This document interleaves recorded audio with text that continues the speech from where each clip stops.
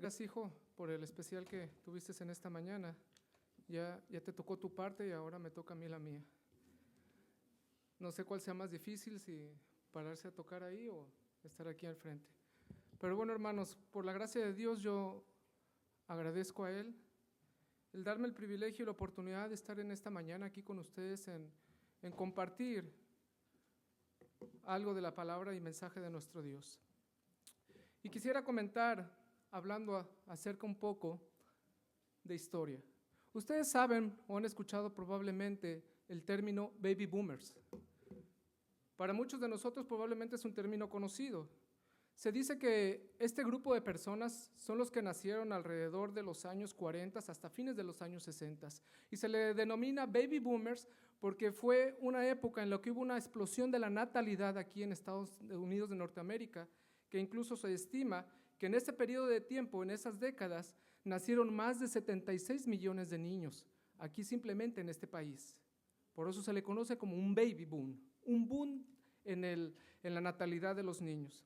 Y hay algunos acontecimientos interesantes que muchos de estas personas les ha tocado vivir. Yo no quiero hacer la pregunta en esta mañana cuántos tienen cierta edad, pero muchos de ustedes van a relacionar y van a asociar eventos que probablemente han vivido. Algunos eventos de ellos, ¿verdad?, internacionales son como quien nos recuerda la muerte de los hermanos Kennedy, la muerte de Martin Luther King. Incluso fue un periodo que el hombre llegó a la luna en esa época.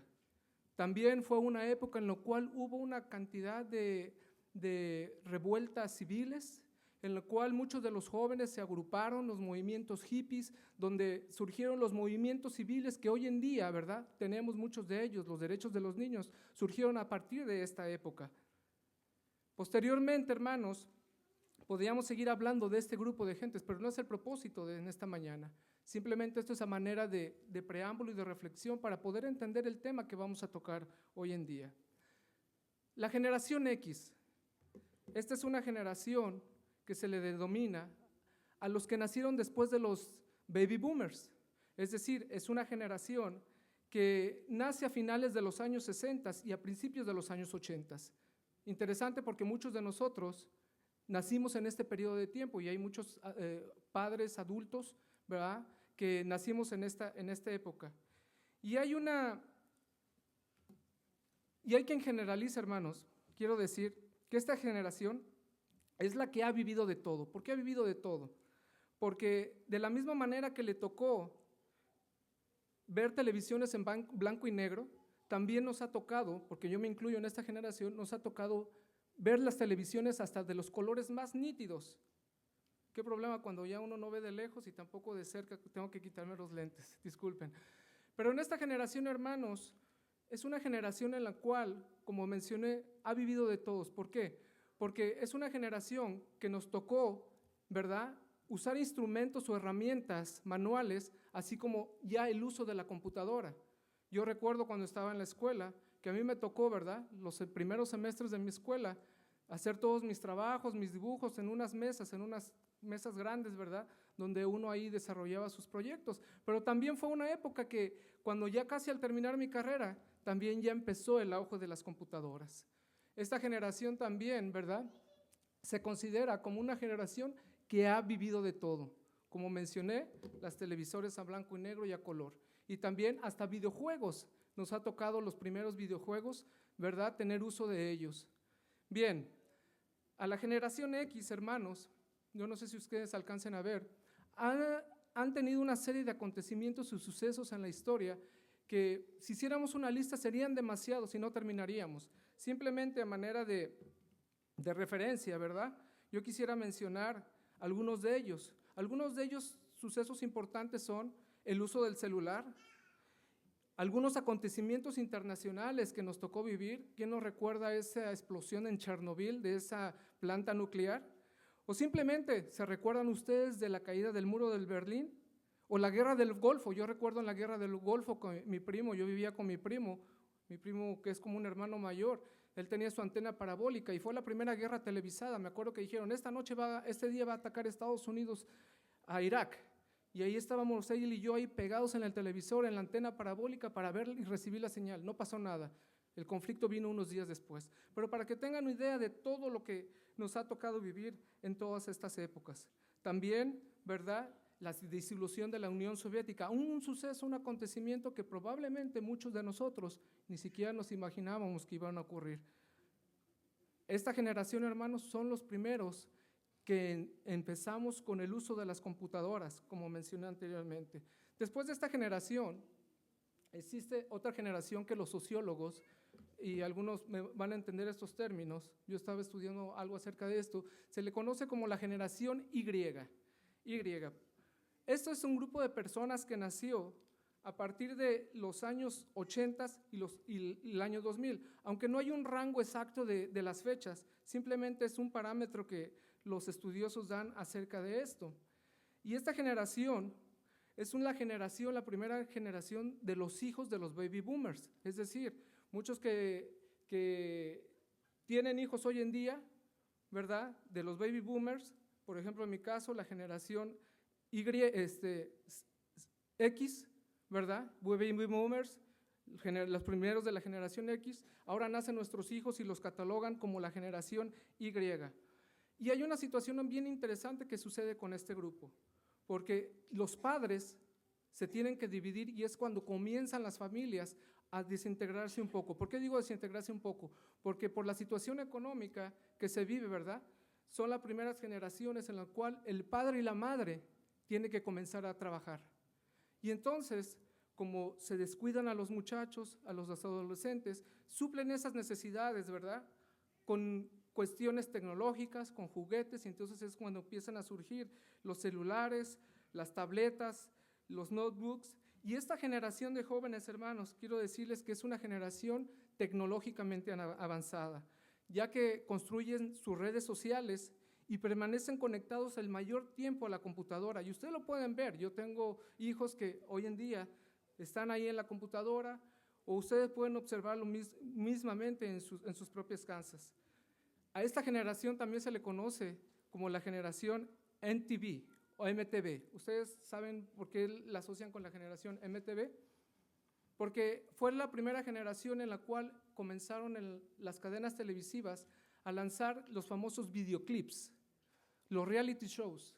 Yo no sé, pero yo recuerdo frescamente cuando decían, los videoclips, hoy Michael Jackson va a lanzar su estreno y sus videos, ¿no? MTV fue la encargada de lanzar todo este tipo de videos y de programaciones. Dicen los estudiosos que ellos son amantes de los reality shows y a ellos, desgraciadamente, dicen que son impacientes, ¿verdad? Porque quieren todo ya, quieren que todo se les sirva al instante. Posteriormente, vamos a hablar ahorita un poquito acerca de la generación Z. Y ustedes se preguntarán, ¿quiénes son estas personas o niños que forman parte de este grupo conocido como la generación Z? Son jóvenes, hermanos, primeramente, que nacieron a partir de los años 95, a mediados de los 90, y que están naciendo hoy en día. Es una generación de jóvenes, de niños, que todavía está en proceso de formación. Pero fíjense en lo interesante del caso en todos estos jóvenes. A estos jóvenes o niños, ¿verdad?, muchos de ellos se les conoce como nativos digitales. ¿Por qué nativos digitales? Porque la mayoría de ellos está acostumbrado desde que nacen, por eso yo puse una foto ahí, ¿verdad?, desde que nacen a estar con una computadora, con un teléfono celular, desde pequeños, ¿verdad?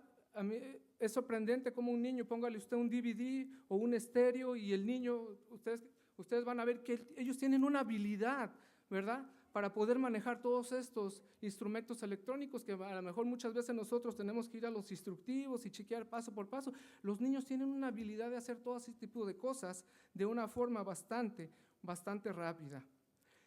Y como el Internet, ¿verdad?, a estos jóvenes siempre ha estado ahí, ellos consideran que el Internet no es el mayor invento de la humanidad, porque dicen, no, el Internet, desde que yo nací yo he tenido Internet, pero a los que nos tocó la transición de conocer el Internet, podemos ver que el Internet ha sido un gran avance para la humanidad, ¿verdad? Sus medios de comunicación, para que entendamos algunos aspectos de esta generación o de estos jóvenes, sus medios de comunicación son a través de ¿qué? Dice ahí, ¿alcanzan a leer? De las redes, déjame ver si está aquí en el segundo, yo no alcanzo a percibir de lejos, a través de las redes sociales. Y por eso es muy común ustedes ver, ¿verdad?, que los muchachos constantemente se están mandando lo que se conoce como twitters, a través del Facebook, todo el tiempo están conectados de una o de otra manera. ¿Por qué? Porque nacieron con esto y se les considera que ellos son bastante tímidos, ¿verdad?, en lo que se refiere a sociabilizar directamente de persona a persona, pero sin embargo, a través de las redes sociales, a través de la computadora, ellos tienen una inmensidad de medios en la cual ellos interactúan con diferentes tipos de personas. ¿Por qué? Porque es la época que a ellos les ha tocado vivir. Y como mencioné, como es una generación que ha surgido recientemente, pues está todavía en proceso de formación. Y es aquí donde yo quisiera detenerme un poco, si ustedes me lo permiten, en esta mañana, para hablar acerca de lo que está sucediendo hoy en día con la mayoría de los jóvenes y de los niños que están naciendo en el mundo. A esta generación, hermanos, se le conoce como una generación apática. ¿Por qué una generación apática? Porque muchos de nuestros jóvenes, especialmente en lo concerniente al futuro, no tienen una perspectiva definida de lo que van a hacer o lo que van a llegar a hacer. ¿Y por qué son apáticos tantos de nuestros adolescentes y de nuestros niños hoy en día? ¿Por qué les falta iniciativa? ¿Por qué les falta incentivo? Y especialmente con lo que tiene que ver con el futuro.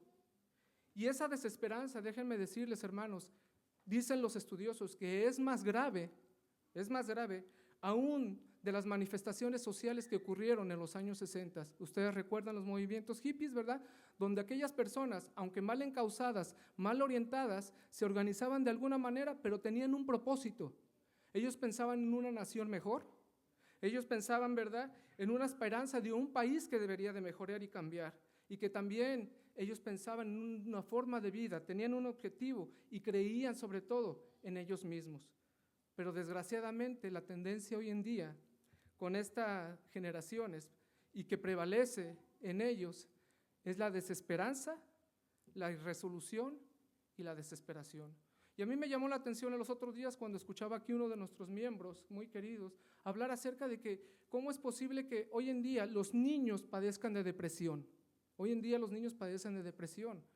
La mayor causa, por ejemplo, en México, de mi país, de problemas sociales es por los niños. Los niños, los que están en primaria, se están suicidando. No son cosas que yo estoy inventando porque alguien me puede decir, ¿dónde están tus fuentes, no? Ahí están, hermanos. Son cosas que están ocurriendo. Y pareciera que muchos de nuestros jóvenes y adolescentes les han arrancado su corazón y su propia alma. ¿Y por qué tienen tan poca esperanza en el futuro? Una cosa interesante, ¿por qué tienen poca esperanza en el futuro? Hay sucesos internacionales, hermanos, que nuestros antepasados les tocó vivir y que fueron peores que nuestros tiempos. Nuestros antepasados como abuelos y nuestros padres tuvieron que pasar situaciones bien difíciles. Y no vamos a hacer una larga lista, pero por mencionar algunas de ellas. La Gran Depresión, aquí hubo una recesión, pero no fue comparada, aunque dicen que fue mucho mayor, no ha sido comparada como la de los años 20. Tuvieron que pasar guerras mundiales, holocaustos, pero sin embargo, hermanos, podemos ver que estas personas aún tenían una esperanza, tenían algún objetivo en la vida. Dicen los estudiosos que las actitudes de los jóvenes hoy en día son lo que refleja los adultos y lo que está reflejando en la nación. ¿Por qué digo esto? ¿Qué están reflejando nuestros jóvenes de los adultos? No sé si se cayó, perdón, apachurré algo mal. ¿Qué están demostrando nuestros jóvenes hoy en día? Depresión, abatimiento, desesperanza y resolución. ¿Y cómo puede reaccionar un joven adolescente o niño a una atmósfera parecida? Una de las razones principales por las cuales nuestros jóvenes hoy en día tienen problemas en desarrollar aptitudes positivas. Es duro decirlo y yo me incluyo en eso porque este mensaje es para mí hoy en día, hermanos. Es porque nosotros, como adultos, no les estamos mostrando, transmitiendo la determinación, la esperanza y el estímulo necesario para enfrentar el futuro.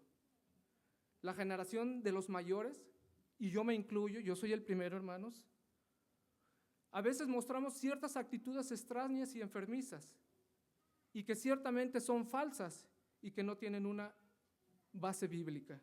¿Por qué digo esto, hermanos? Porque casi sin darnos cuenta, muchos de nosotros los adultos estamos desarrollando una orientación malsana. Una orientación malsana porque no es recreativa, sino por el contrario, es de retirada y somos pasivos.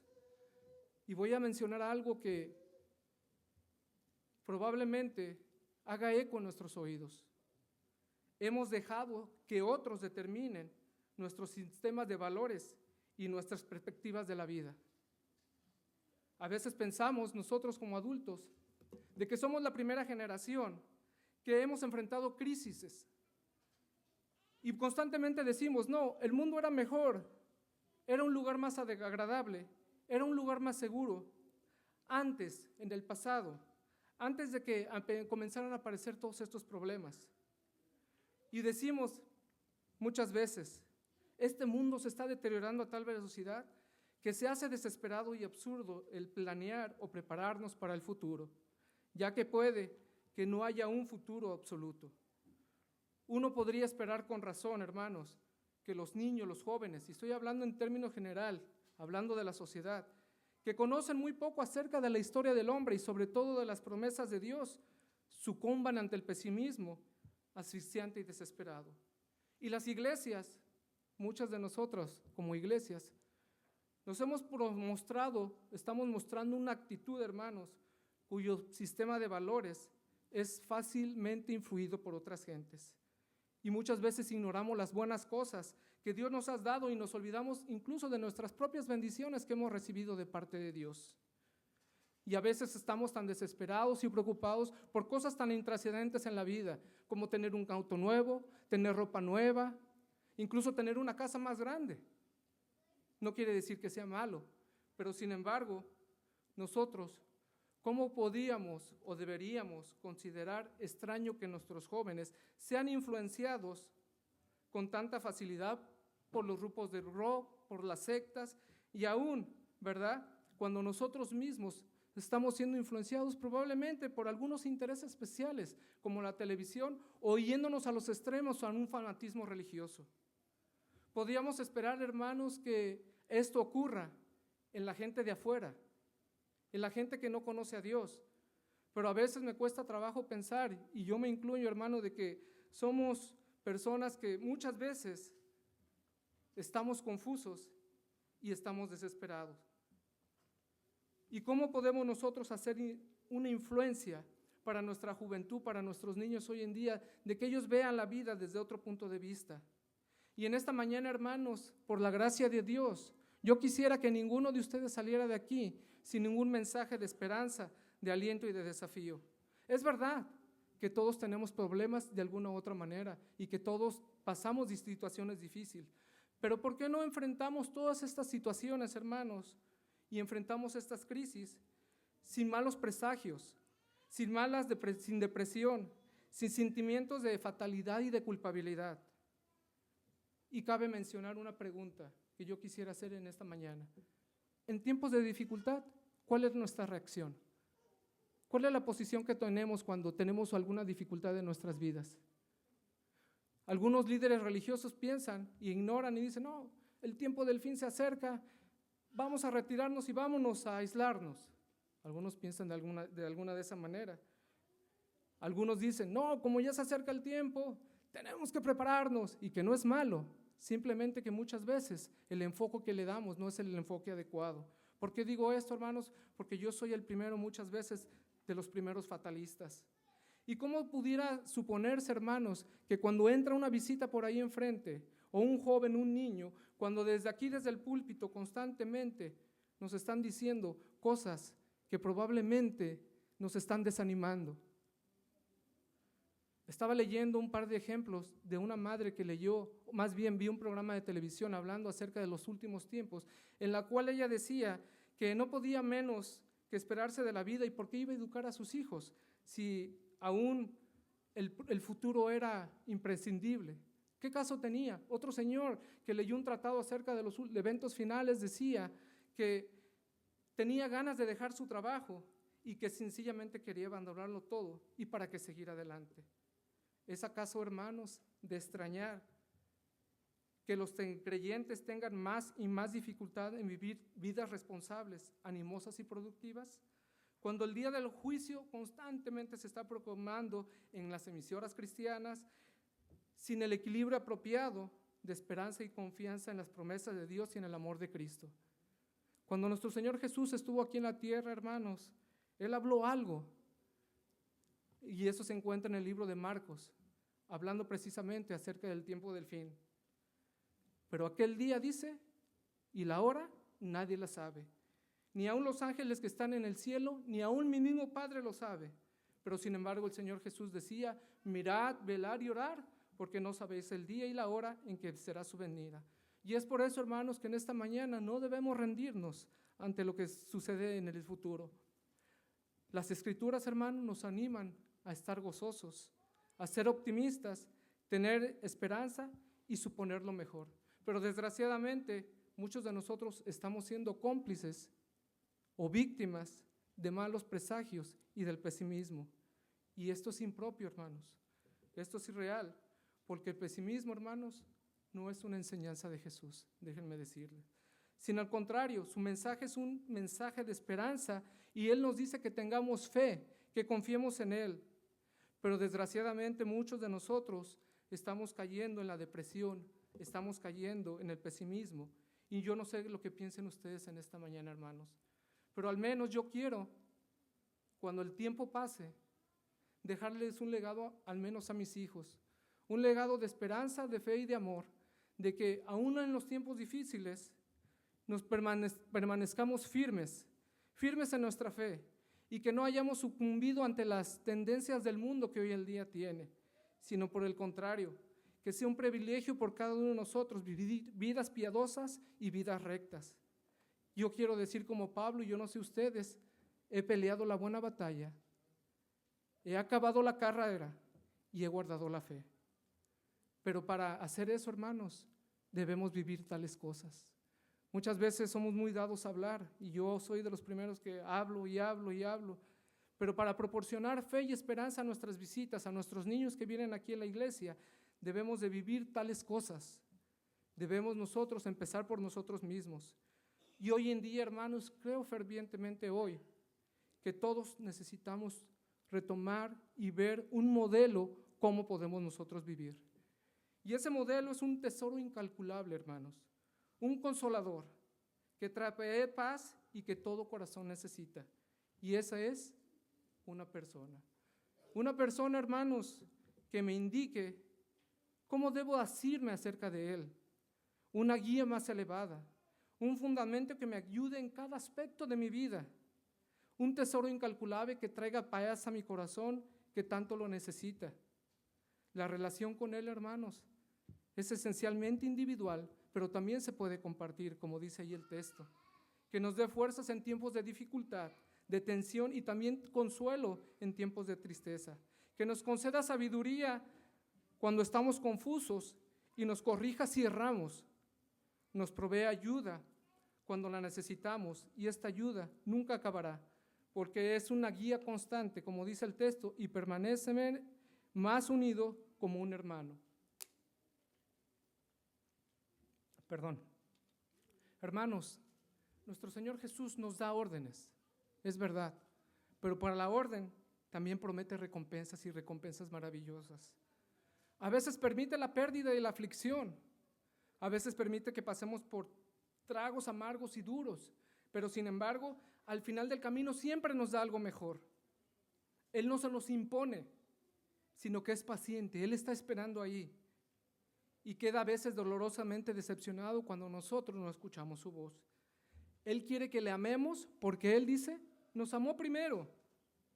Él quiere cuidar de nosotros, pero sin embargo Él se niega a imponerse y su mayor deseo es ser nuestro Padre Celestial. Él nos entremeterá entre nosotros y nosotros no se lo permitimos. Él quiere que sea una relación como un padre con un hijo, en la cual nadie esté obligado a hacerlo, sino por el contrario, que nosotros reconozcamos a nuestro Dios, a nuestro Jesús, como nuestro Salvador personal. Esta relación, hermanos, es la que, mediante su Hijo Jesucristo, la cosa más importante de la vida. Ese algo que muchos de la juventud hoy en día están anhelando, un sentido que tenga para su vida, algo en que confiar. Y afortunadamente, hermanos, todo, absolutamente todo está en Él. A nuestros jóvenes a veces criticamos, a veces humillamos y a veces hasta rebajamos, o entre nosotros mismos, hermanos. Y los jóvenes son muy sensibles para recibir prejuicios de los adultos. Ellos son muy sensibles. ¿Por qué yo digo esto, verdad? Porque ellos pueden ver, los niños pueden notar muchas veces cuando no hay sinceridad en el corazón y piensan, oh, en la iglesia hay puros hipócritas. Y yo lo digo porque cuando yo fui joven también, a veces me rehusaba a ir a la iglesia y yo decía, no, en la iglesia van puros santos, ¿yo qué voy a la iglesia? Si hay pura hipocresía. Pero sin embargo, hermanos, en esta mañana yo quiero decir y compartir lo siguiente, aunado a todo esto. Nuestra iglesia, como iglesia, debemos preparar un ambiente agradable. Ojo lo que estoy diciendo, un ambiente agradable, pero no de entretenimiento. Un ambiente agradable en el cual el que venga aquí y cruza esa puerta sienta que ha encontrado paz, esperanza, fe y amor. Y voy a decir algo, y los psicólogos, ustedes lo conocen mejor que yo, lo espiritual y lo emocional no pueden ir separados, tienen que ir las dos cosas de la mano. Y luego voy a decir por qué, porque yo lo viví de niño. Yo recuerdo que cuando yo era niño, hermanos, yo asistía, yo lo he comentado aquí, a la iglesia bautista. Desde pequeño mi madre nos llevó a la iglesia bautista y los mejores recuerdos que yo tengo de mi niñez fue en esa iglesia bautista. ¿Por qué? Porque yo me acuerdo perfectamente de ese pastor Víctor Guzmán, me acuerdo de esa maestra Chabelita que todos los domingos, aunque íbamos a la escuela dominical, había una sonrisa, había un saludo estrecho que nos brindaban. Y recuerdo bien a esa maestra Chabelita porque ella fue la que me ayudó y me enseñó a amar a Dios. Chabelita nos decía una cosa, decía, muchachos, niños, éramos niños, 7, 8 años de edad. Ustedes tienen que ser el mejor en todos los aspectos de la vida, los mejores en todos los aspectos de la vida. Y el joven hoy en día, hermanos, necesita una experiencia, que les enseñemos cómo andar con Dios y cómo depender de Él personalmente. Porque muchas veces hablamos, pero no vivimos lo que predicamos. Un adolescente necesita por sí mismo, ¿verdad?, que se le oriente, un niño que se le guíe. A veces decimos, no, dejemos a los jóvenes que aprendan por sus propios fracasos.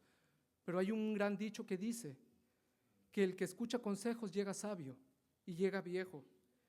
¿Por qué no le compartimos muchas veces a nuestros jóvenes nuestra propia experiencia, nuestros triunfos, al igual que nuestros fracasos, para que ellos entiendan? ¿Por qué como yo llegué hasta este lugar, hasta este momento? ¿Cómo es de que Dios me ha traído hasta aquí? En cierta ocasión, hermanos, y el tiempo está avanzando, me da pena con ustedes. En cierta ocasión yo estaba leyendo algo acerca de un pastor. Yo sé que algunos ven el reloj, pero me van a disculpar, 5 minutos, yo no les logro su tiempo. Un pastor le contaba a un amigo le contaba a un pastor, que a veces cuando él enfrentaba situaciones difíciles en su vida, y aquí es donde quiero enfatizar esto también, que él dejaba, ¿verdad?, que las voces del balcón le hablaran y no las voces del sótano. Y ustedes se preguntarán, ¿cuáles son esas voces del balcón? ¿Y cuáles son esas voces del sótano? El amigo del pastor le comentaba que estas voces del balcón, dice que procedían de lo más íntimo de nuestras vidas, de nuestros corazones. Y que algunos asocian, fíjense, algunos asocian con impulsos irracionales con el reino animal. No es de que seamos iguales, ojo. Los animales y los seres humanos somos seres totalmente diferentes, pero sin embargo muchas veces nosotros como seres humanos nos comportamos como animales o peor que un animal. Es donde está, dice las voces del sótano, está el genio reflexivo, la ira furiosa y los sentimientos de venganza. Pero esas voces, hermanos, que están ahí en el sótano, y ustedes saben lo que es un sótano, ¿verdad? Una caverna, una cueva, esas voces que están ahí, Son reacciones emocionales que muchos de nosotros tenemos ahí adentro. Y donde quiera Dios, hermanos, reconozcamos esas voces que nos llevan a la desesperación, a la avaricia, al orgullo, a la destrucción. Y hay de aquellos, incluyéndome a mí, que no reconozcamos en qué estamos fallando en nuestra vida. Pero también esas voces del sótano, hermanos, son voces que proceden de aquellos que están alrededor nuestro. Sí, algunas personas, hermanos, tenemos poco amor propio y tenemos sentimientos de culpabilidad y de frustración y de hostilidad reprimida. Muchas veces nos abaten diciéndonos qué malos somos, qué mal va en peor el mundo, y tenemos siempre malos presagios. Y esas voces del sótano, hermanos, si las seguimos escuchando, nos llevarán a la desesperación y a la desesperanza. Pero afortunadamente, hermanos, también hay voces del balcón, y ustedes saben lo que es un balcón. Ahí yo puse una fotografía acerca de lo que es un balcón. Un balcón es algo que te llama la atención y que cuando vamos por las calles, muy típico de nuestros países, ¿verdad?, latinoamericanos, usted voltea a ver y dice, mira qué bonito balcón, y algunos tienen flores, algunos tienen rosas, y algunos cuelgan ahí sus macetones, ¿verdad? Claro, en algunos países tienen sus toallas, ¿verdad? Pero bueno, llama la atención. Pero ahí están esas voces del balcón. Estas voces del balcón, hermano, probablemente son personas que ya murieron o probablemente que están vivas hoy en día. Son personas que nos levantan con su amor, fe, esperanza y denuendo. Todos necesitamos, hermanos, gente del balcón, gente en la cual nosotros también podamos mirar y decir y admirar, wow, qué persona tan positiva, qué persona tan increíble. Y yo sé que aquí hay muchas personas, y hago mi lista, hermano, de que yo admiro a muchas personas y que yo aprendo de ellos. Son personas que nos ayudan a vivir victoriosamente, que no nomás nos hablan con su palabra, sino que también nos hablan con su conducta. Y en el libro de Hebreos, hermanos, hay una gran lista, hay una lista inmensurable de personas que aprendieron a vivir con fe y esperanza. Y ustedes lo han leído, y si no, yo los invito a que lo lean. Y que la mayoría de nosotros podemos experimentar en nuestras propias vidas. Hay sabiduría, hermanos, cuando escuchamos a otros. Y es necesario, hermanos, creo yo, urgente, de que dejemos que la gente del balcón nos hable y que dejemos los conflictos innecesarios y nos levanten con esperanza. Yo tengo una gran lista, hermanos, una gran lista de gente del balcón. Yo cada semana a veces me inspiro cuando escucho algún sermón, algún mensaje y digo, wow, eso es lo que yo necesitaba este fin de semana.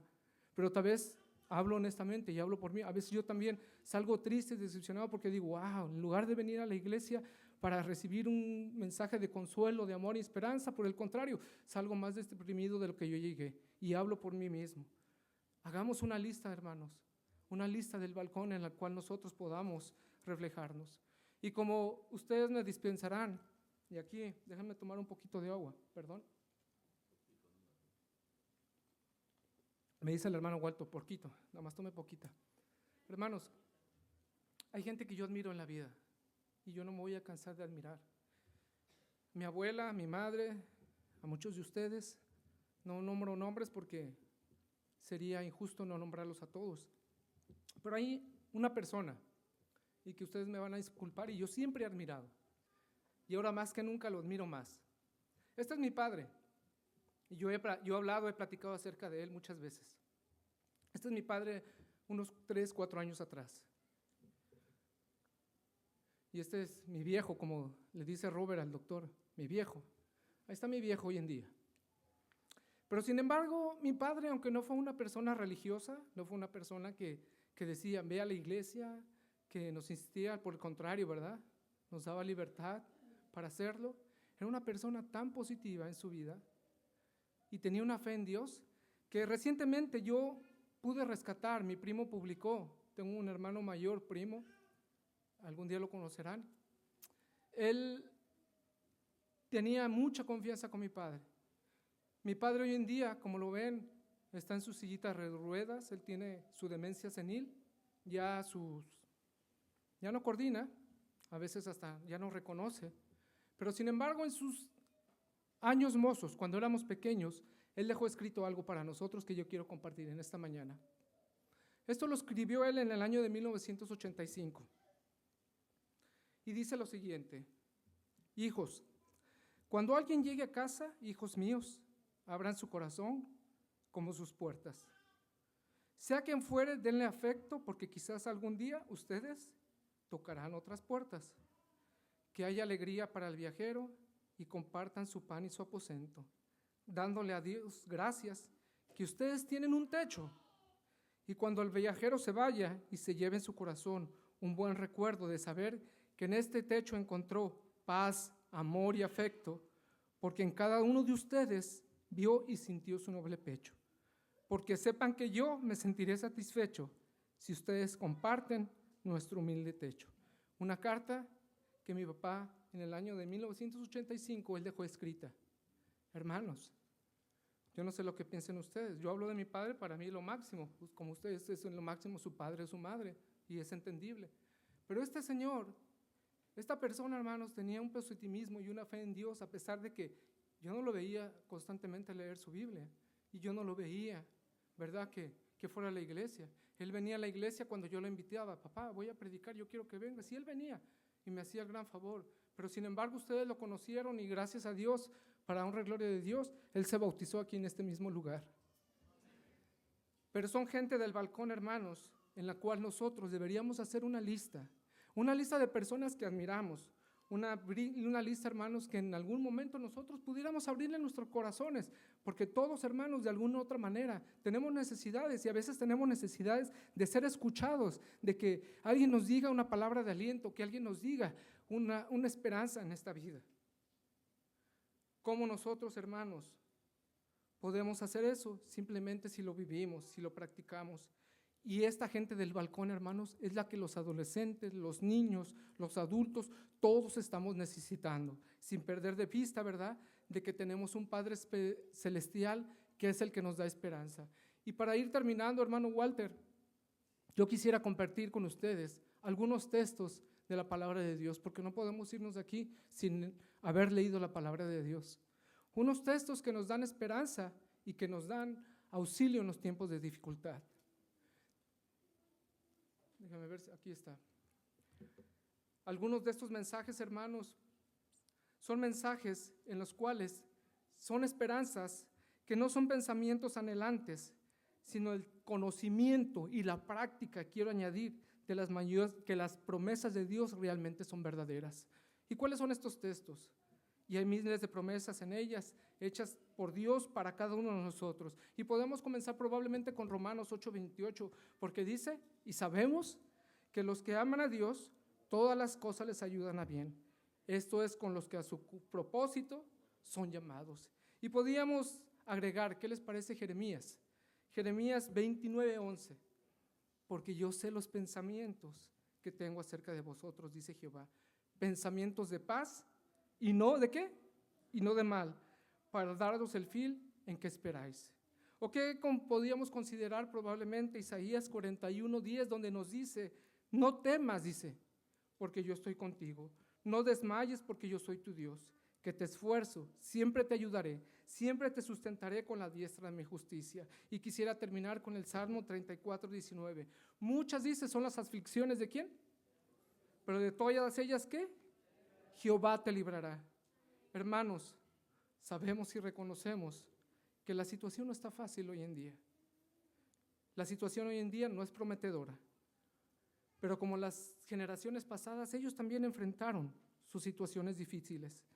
Y es por ello que en esta mañana yo quisiera que nosotros hiciéramos un tronco común, hermanos, donde nos preparemos todos, ¿verdad?, siguiendo el modelo en que vivir, que el modelo principal, la gente del balcón principal que debemos de ver es a nuestro Señor Jesucristo, ya que Él nos da fuerza, esperanza, valor y sobre todo nos da un sentido de responsabilidad.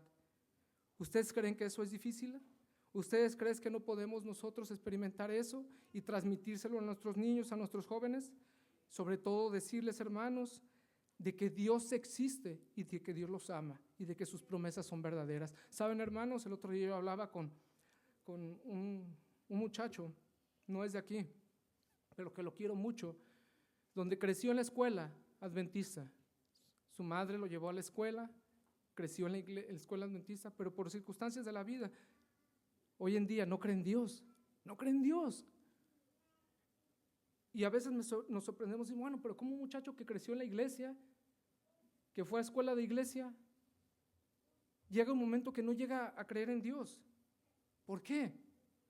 Nos preguntamos. Hermanos, la esperanza cristiana no depende de lo que el mundo nos haga, sino de lo que nosotros hacemos en el mundo mientras vivimos en respuesta al gran amor que Dios nos tiene. A veces resulta difícil entender, hermano, a la gente del balcón. Yo soy de esas personas que no soy de la gente del balcón. Yo más de una ocasión soy de esas personas que pertenezco a la gente del sótano, donde ahí tengo pesimismo, tengo desesperanza, tengo desaliento. Pero gracias a Dios, hermanos, que hay gentes que Dios pone en el camino de uno, que son gente que podemos mirar. Y eso es lo que necesitan, ver nuestras visitas. Eso es lo que necesitan ver nuestros jóvenes y niños. Personas en las cuales podemos mirar y admirar y decir, wow, yo quisiera cuando sea grande ser como esa persona o tratar de imitarlo. ¿Por qué? Porque me está enseñando cómo se vive realmente el cristianismo. Termino con lo último, hermano Walter. ¿Generación Z o generación de Jesús? Yo quisiera que al salir de este lugar todos nos vayamos con un mensaje de esperanza y de amor y de fe. Y de que nuestra generación no sea el baby boomers, la X, la Y, la Z, la Y, y a lo mejor de aquí a un año, 2 años nos cambian y nos dicen ahora la generación 1, la 2, la A, no sé, sino que todos seamos de la generación J. Yo le llamé J porque quisiera yo que esta mañana todos seamos de la generación de Jesús. Nuestro versículo que leímos en la lectura bíblica, y con esto termino, habla de un personaje que ustedes probablemente han leído, Jeremías. Jeremías se le conoce como el profeta de las lamentaciones, el profeta llorón, el profeta que constantemente estaba deprimido. Y estaba deprimido ¿qué? A causa de la situación que vivía su pueblo y la situación que había en su entorno. Pero sin embargo, yo leí este texto y cuando yo leí este texto dije, wow, esto es para mí, esto es para mi vida personal y que yo quiero compartir con ustedes. Dice lo siguiente, porque daré a comer y beber en abundancia a los que estén cansados y sin fuerzas. Es decir, Jeremías estaba cansado y sin fuerzas. Muchas veces nosotros estamos cansados y sin fuerzas y no sabemos, ¿verdad?, por qué nos sentimos así. Pero sin embargo dice que Jeremías se despertó y ¿qué pasó con Jeremías? El sueño le agradó, abrió los ojos y vio que era un sueño placentero. Hermanos, acostémonos con Jesús, levantémonos con Jesús, pidámonos que nos den nuestros sueños, sean sueños de esperanza, de fe, porque el futuro, yo lo voy a decir claramente, hermanos, el futuro es prometedor cuando usted está en las manos de Cristo Jesús. Con Jesús, hermanos, no hay pérdida, con Jesús hay fe, esperanza. Y aunque no sabemos el día, la hora en que nuestro Señor Jesucristo va a venir por segunda vez, desde este mismo momento, nosotros ya debemos de vivir esa esperanza y esa fe. Y cuando Cristo venga, hermanos, va a ser la culminación final de todas nuestras ilusiones y todas nuestras esperanzas. Que Dios bendiga en esta mañana su palabra y que nos ayude cada día, hermanos, a reflejar el carácter de Cristo. Es mi deseo y oración. Que Dios les bendiga.